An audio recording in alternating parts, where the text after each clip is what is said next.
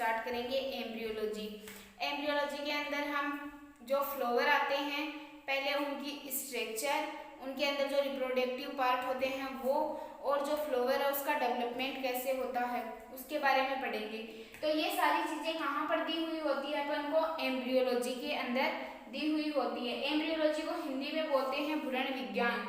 और इसकी स्टडी यदि हम प्लांट्स में कर रहे हैं, यदि इसकी स्टडी अपन प्लांट्स में कर रहे हैं तो क्या बोलेंगे इसको? जो अपनी बॉटनी की ब्रांच होती है, वनस्पति विज्ञान की शाखा होती है, उसके अंदर एम्ब्रियोलॉजी की स्टडी की जाती है। तो उसके अंदर क्या आएंगे? ओनली प्लांट्स आएंगे। ठीक है, तो अब एम्ब्रियोलॉजी किसको कहा जाता है ये देखते हैं। इसकी डेफिनेशन देखेंगे पहले तो हम। एम्ब्रियोलॉजी का मतलब होता है एम्ब्रियो और लोगस। लोगस का मतलब हिंदी में होता है स्टडी या अध्ययन करना।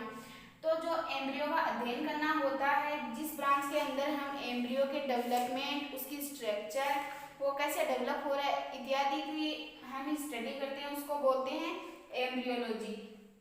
अब एम्ब्रियोलॉजी की डेफिनेशन देखो।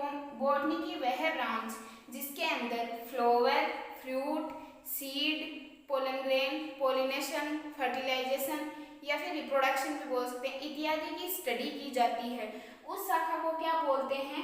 एम्ब्रियोलॉजी। और बॉटनी किसे बोलते हैं? जिसके अंदर केवल प्लांट्स हैं, उनका अध्ययन किया जाता है बॉटनी के अंदर। ठीक है, अब फादर ऑफ एम्ब्रियोलॉजी कौन थे? Father of embryology, father of embryology थे हमारे इंडिया के साइंटिस्ट थे एक, जिनका नाम है प्रोफेसर पंचानन माहेश्वरी।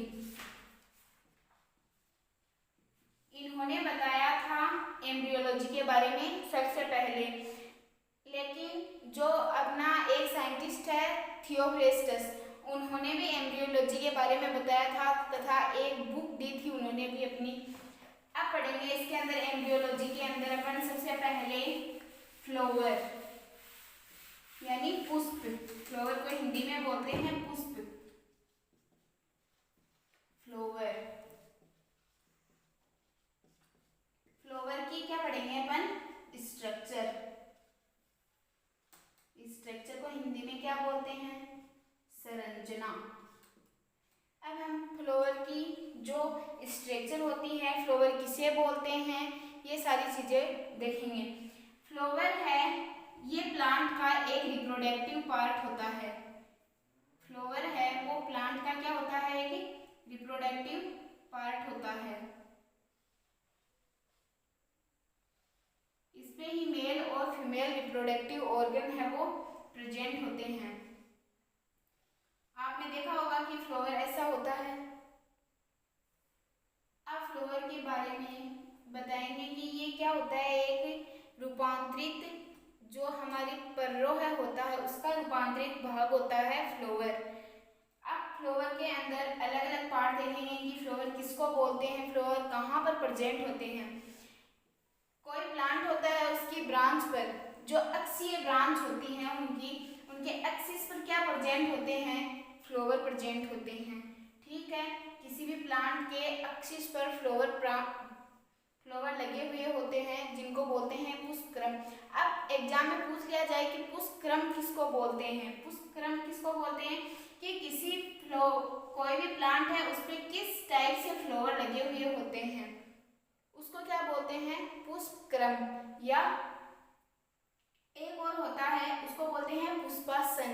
अब पुष्पासन के नाम से पता चल रहा है जहां पर पुष्प किसी ब्रांच से लगा हुआ होता है, उस स्ट्रक्चर को क्या बोलते हैं? पुष्पासन। ठीक है, तो अब फ्लावर के मेनली 4 पार्ट होते हैं। एक तो होता है बाह्य दलपुंज,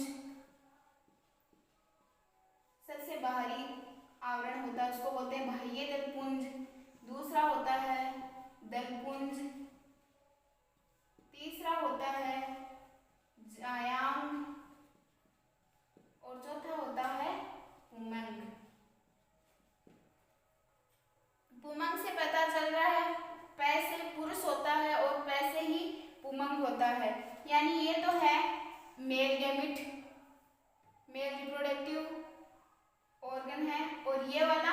फीमेल रिप्रोडक्टिव।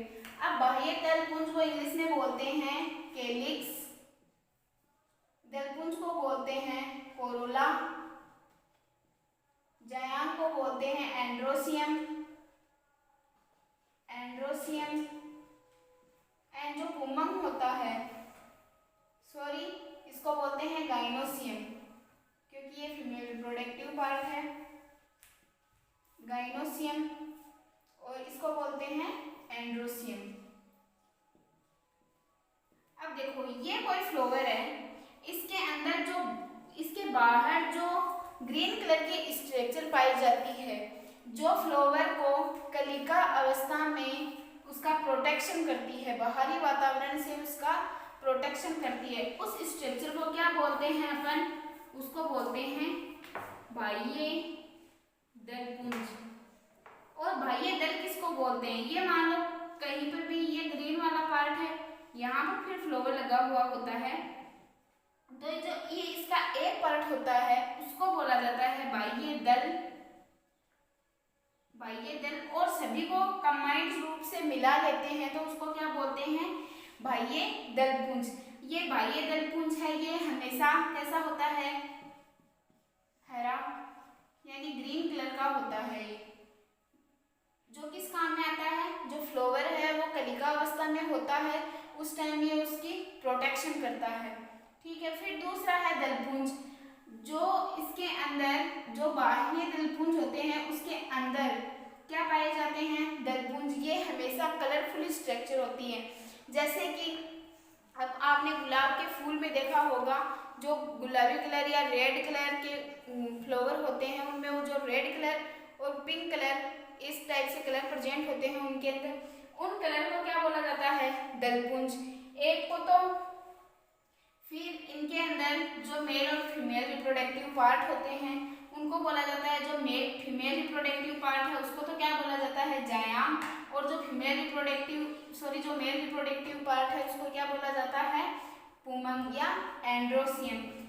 अब स्ट्रक्चर देखो किसकी, दलपुंज किस काम में आता है, कभी कभी इसका काम भी पूछ लेता है। तो दलपुंज हमेशा जो कीट होते हैं उनको आकर्षित करके परागण करने की प्रोसेस में काम में आता है। और जो रात में फूल खिलते हैं, कई बार हमने देखा है कि रात में जो फूल खिलते हैं किसी प्लांट के, वो हमेशा कैसे कलर के होते हैं, वाइट कलर के होते हैं जनरली, और उनके अंदर क्या होता है, बहुत ज़्यादा खुशबू होती है। ठीक है, क्यों होती है उनको खुशबू, क्योंकि वो रात के समय जो कीट हैं वो फ्लावर को देख तो नहीं सकते हैं कि ये पिंक कलर का है, किस कलर का, कलरफुल नहीं होते हैं, वो वाइट कलर के होते हैं, तो उनको खुशबू के द्वारा अट्रैक्ट किया जाता है, किनको, जो इंसेक्ट वगैरह होते हैं उनको परागण के लिए। और बाह्य दलपुंज है, ये ग्रीन कलर का होता है, जो इसका मेनली क्या कारण होता है कि ये कलिका अवस्था में फ्लावर होता है उसकी प्रोटेक्शन करता है। तो आज तो हमने पढ़ लिए हैं ये दो, बाह्य दलपुंज और दलपुंज, जो ये दोनों रिप्रोडक्टिव ऑर्गन हैं, इनको हम नेक्स्ट क्लास में पढ़ेंगे। ठीक है।